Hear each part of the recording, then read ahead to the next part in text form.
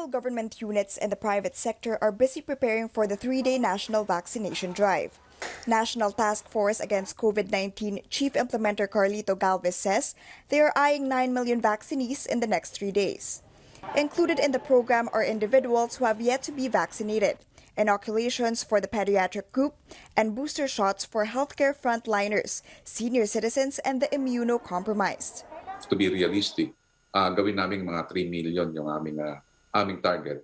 For the purpose na nakita natin na kinukulang din ng syringes yung ating mga ibang mga Pfizer vaccines na dinideploy natin doon sa mga iba-ibang mga lugar. Quezon City and San Juan officials say they no longer have problems regarding vaccine supplies. In fact, Quezon City will be sending some of their medical teams to assist in the provinces. In San Juan City, they hope to administer shots to more than 6,000 people.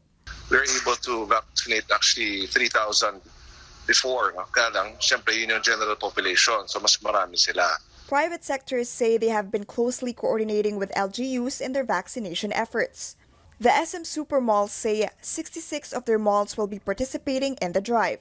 Other malls see no problem in lending their spaces for the activity, since this has been successfully done before. We will utilize the most convenient venue inside our mall for the vaccination activity and also convert our open spaces into waiting areas to ensure their comfort. According to data from the Health Department, more than 30 million Filipinos have already received 2 doses or have completed their vaccine shots.